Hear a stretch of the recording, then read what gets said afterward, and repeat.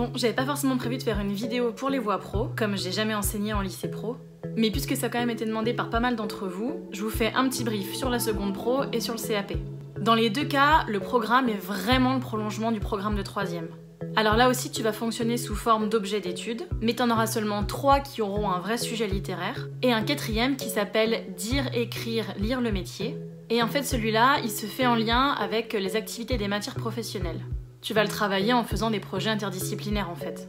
Là, le but, c'est vraiment de mettre le français au service de la communication professionnelle, qu'elle soit écrite ou orale. Alors, les objets d'études littéraires spécifiques à la seconde pro. Tu vas avoir devenir soi, écriture autobiographique. Bon bah là, c'est clairement en lien avec la séquence sur l'autobiographie que t'as fait en 3e. Ensuite, tu vas avoir s'informer, informer, les circuits de l'information. Et donc ici, ça fait écho à la séquence de 4e sur la presse et les médias. Et pour finir, tu as dire et se faire entendre, la parole, le théâtre, l'éloquence.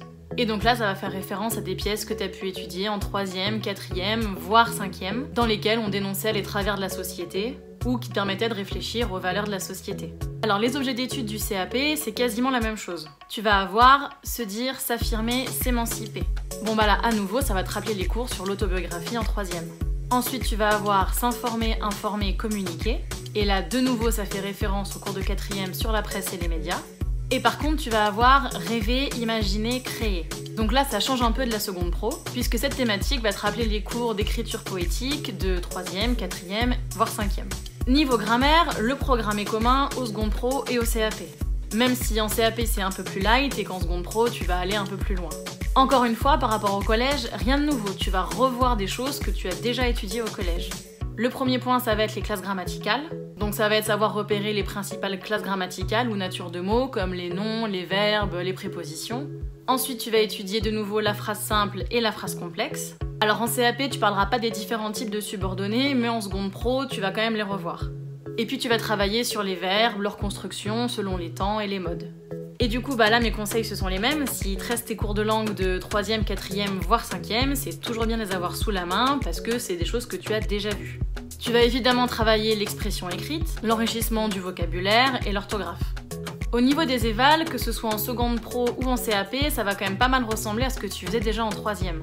Tu vas avoir des questions de compréhension et d'interprétation sur les textes.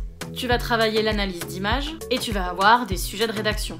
Alors en seconde pro, tu auras principalement des sujets d'argumentation et en CAP, tu auras à la fois de l'argumentation, mais tu vas retrouver aussi les sujets d'invention.